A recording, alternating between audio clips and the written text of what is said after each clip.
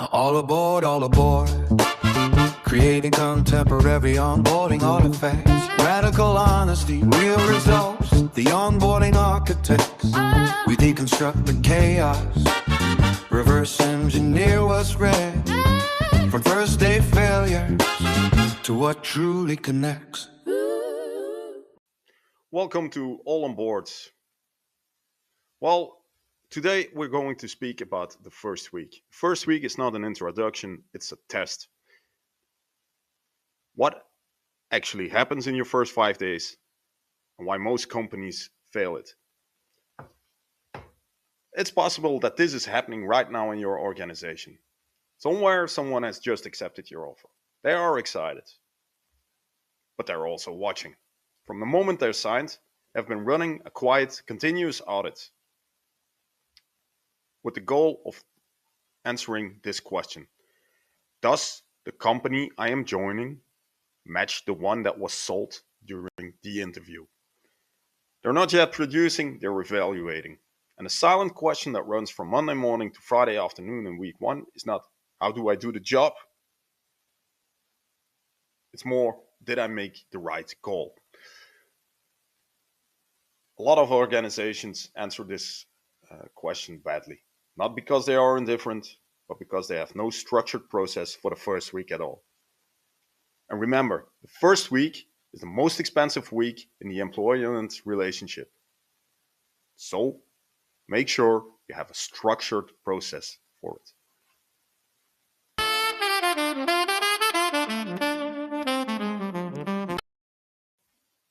Why is that first week so important? Question yourself, what is it costing you right now? So when we look into the research, and I go back to Nifatkar and Wu from 2022, early attrition within 90 days is currently estimated by this study at 30%. HSRM sets 20% within 45 days. The replacement cost of a mid-level hire ranges from 33% to well over 100% of annual salary. It depends a bit on the study, but the numbers are huge. And this is when you factor in recruitment fees, training time, manager hours, team disruption, and the productivity gap during the vacancy. But do not forget, direct replacement cost is only part of the equation. Think about your team. Every early departure resets the clock for the manager who has to re-recruit, re-interview, and re-onboard. It resets the trust in your brand as an employer. And in fast growth environments, where you are hiring faster than your processes can support, it compounds 2 or 3 failed starts in the same quarter. That can destabilize a whole department, but also a whole entire function. Because you are not losing a person, you're losing a process investment, a recruitment budget, 3 to 6 months of ramp-up time. And with a possibility that the morale of your team is breaking down all at once. The root cause is often not the bad hire.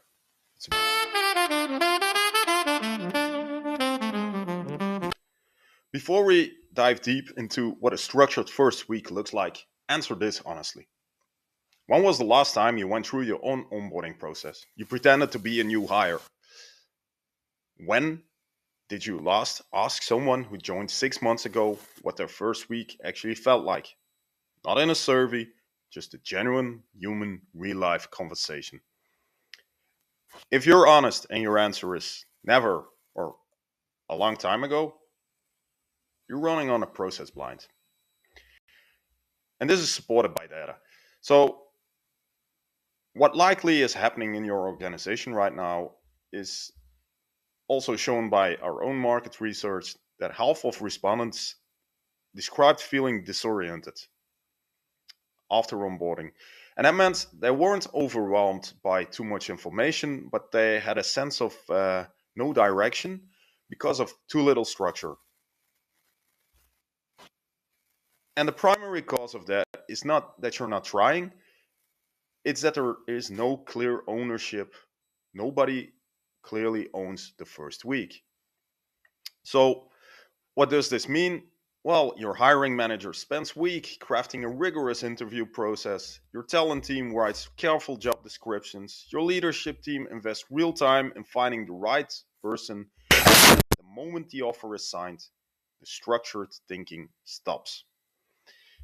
The new hire arrives, someone gives them a laptop, someone books a few introductions, and by Wednesday of week one, they're sitting at a desk surrounded by people they don't know yet, doing work of which they aren't sure if they were hired to do it, and wondering whether they should have taken the other offer. Let's be honest, that's not a culture problem, it's a process gap. It's yours to close. The good news is it's solvable. It's asymmetry, a deliberate investment in acquisition, but then no more investment after day one in retention.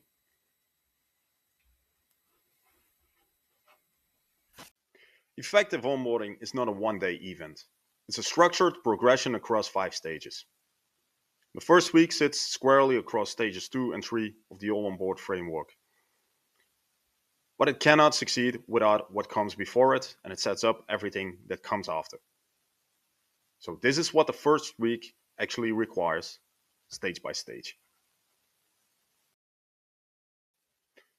Pre-boarding, the foundation you cannot see.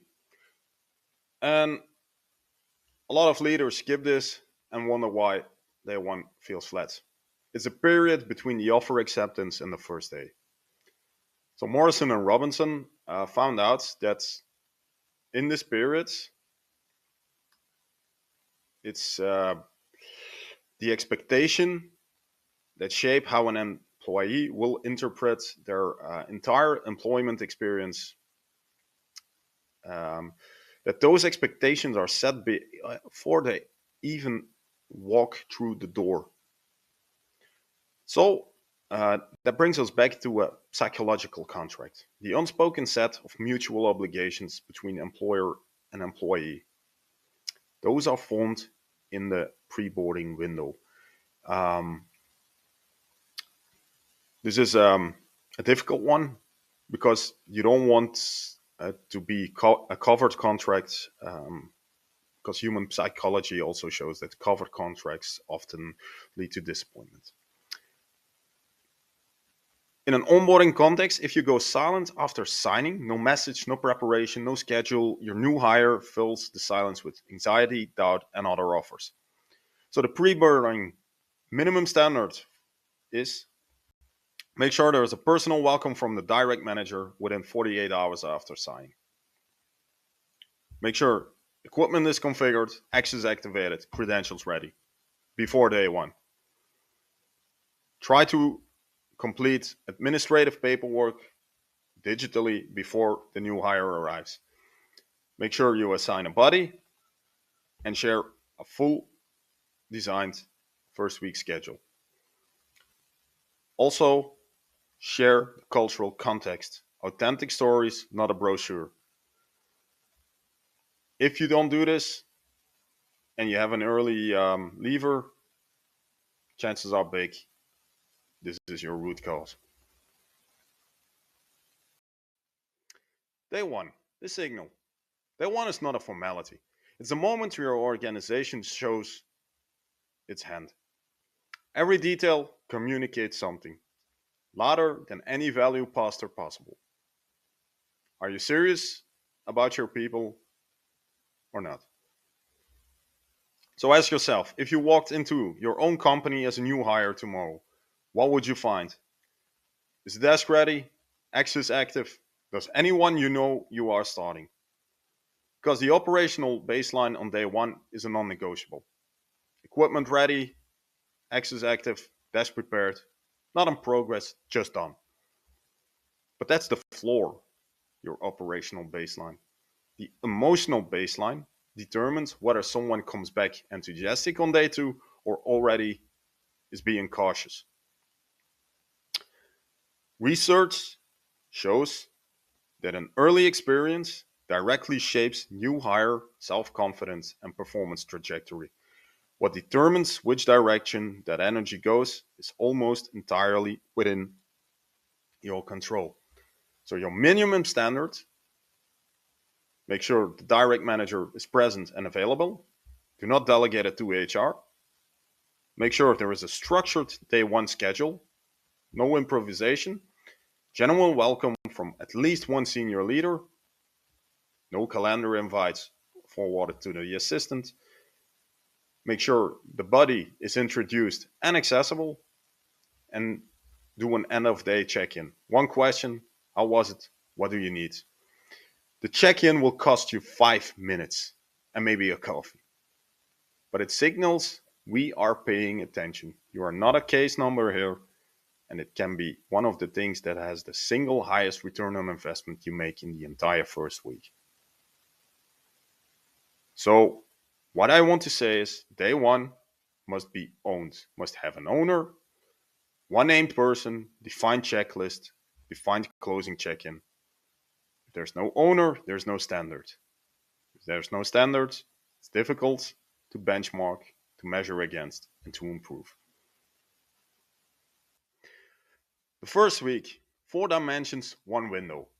Often, here is where the ball gets dropped entirely.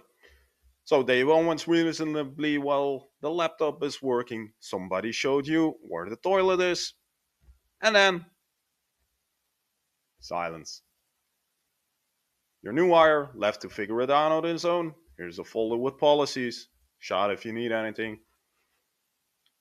That's not onboarding, that's abandonment with paperwork. The first week, according to Bauer, operates across 4 dimensions. The original Bauer framework had 4 C's: compliance, clarification, culture, and connection. Research across formal onboarding programs consistently shows that organizations addressing all 4 achieve significantly better 90-day retention and a better performance outcome than those relying on compliance only. Still, a lot of organizations only rely on compliance. And that's a pity. Why? Well, let's start with compliance. It's the floor, it's not the goal. Legal forms, safety instructions, policy acknowledgement, necessary stuff to do. We all need to go through it, but be honest. Who actually likes this? So, do not consume week one with only administrative tasks that could have been handled pre-boarding. First week is too valuable for this. That brings us to stage 2, or the second C. Maybe one of the most underinvested dimensions in the whole framework. Clarification. Role clarity is one of those components which is a lever for new hire success. The other levers are self-efficacy, social integration, cultural knowledge. And often, clarity or clarification is neglected. So ask yourself, your new hire, does he know what success looks like after 30 days, 60 days, 90 days? And does he have a written document stating these success criteria? If not, well, you created a situation where a new hire is performing without a clear sense of it actually performing well or not. That's ambiguity. It doesn't motivate, and it can breed anxiety and eventually quite disengagement. So, what I want you to do is define what good looks like in 30, 60, and 90 days. Write it down before the person starts. Set clear priorities for the first week. Not just get to know the team. No. Specific tasks, specific owners. Daily check-ins, 5 to 10 minutes. Grab a coffee together as a direct manager with your new hire. That's orientation. Provide a decision map. Who owns what? Who to ask for which type of support? How do you escalate stuff in this environment? That brings us to the third C, culture. Culture is not what is written on the wall, it's what actually happens when things go wrong. How conflict is handled, what behavior gets rewarded, what the unwritten rules are real in reality. Think about what your new hire observes in their first week. They're not reading your values page, they're watching how your managers interact with each other during meetings, noticing whether the open door culture is actually used by somebody. Every interaction learns the culture. It's not the presentation you gave. New hires construct their understanding of an organizational culture through early interactions. The behavior of your managers and the staff within the first 5 days will do more for cultural integration than any onboarding program you could design. One practical move with outsized return: let one of the senior leaders take 15 minutes on day 2 or 3 for real conversation. What should the person know that's not on the intranet? How does the organization actually work? It will do more good than any welcome kit you can provide. And that brings us to the last C, and maybe one of the most important as a driver for new hire success: connection. This is where a lot of organizations stop investing. It's a work of building the interpersonal relationships and information networks that allow a new hire to function. If a new hire is not accepted by the peers, it is a really difficult thing to adjust. 60% of managers who fail, according to Bauer, cite that failure to establish effective working relationships is a primary cause of their failure. Belonging does not happen organically in organizational structure or professional environments. You need to design it. How can you do that? Well, structured introductions. Schedule one-on-ones with 5 to 8 key stakeholders within the first 2 weeks. Buddy check-ins. Week 1 at least twice. It's not a formality, it's an intelligence resource and an emotional anchor. So also do yourself a favor and appoint somebody as a buddy who is genuinely open to do this. Not someone who sees this as another burden to a long task list. Do a social team event, a team lunch, or a brief social. Not mandatory, but design something that allows people to get into touch with each other. And at the end of the week, a direct manager debrief. What made sense? What didn't? What do you need more of? Just a human conversation. It's not a performance review. That brings me also to a pattern I've observed in rapid growing environments. Can be fintechs, can be professional services, even a government department. There was a strong hiring process and a complete unstructured first week. So you hire well, you onboard badly. You don't have to fix by doing a cultural transformation program. You need a checklist, an owner, and a schedule. Send before day 1, a manager who shows up and stays there within the first 5 days.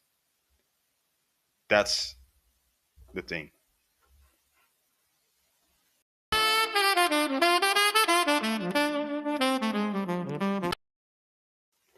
So, in brief, there's a number you aren't measuring, and I will be straightforward with you. If you're still listening to this and you're nodding, but you don't have named owners for the first week process, a written 30, 60, 90-day success framework, or a structured day 1 checklist, you're acknowledging a problem without closing it. So, You have to take into account or keep in the back of your mind companies with the highest early turnover share, a common pattern. A strong hiring process, deliberate employer brand, structured interview methodology, and then the moment the person signs, radio silence followed by chaos. And I think, and I'm convinced that the investment in finding the right person is real.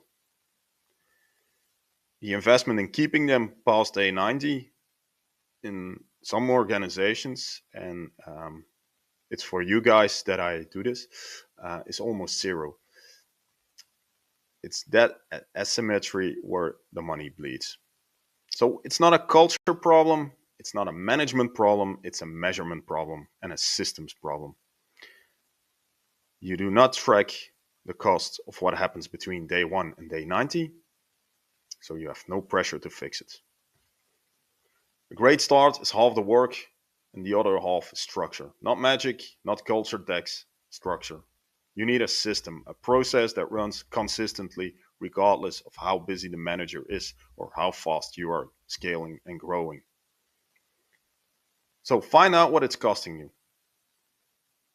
And once you have that number in your mind, start thinking if it's reasonable to fix this.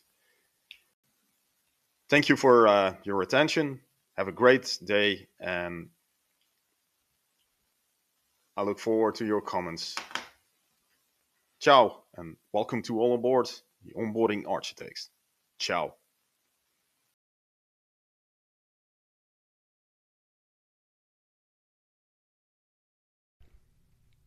This is All On Board.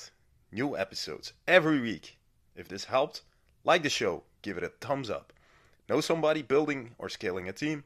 Forward this to them. And if you got an onboarding story to share, the good, the bad, the brutal, contact us. Emails right here below. Complete anonymity guaranteed. I'm Marco. Welcome to All On Board. A great start is half the work.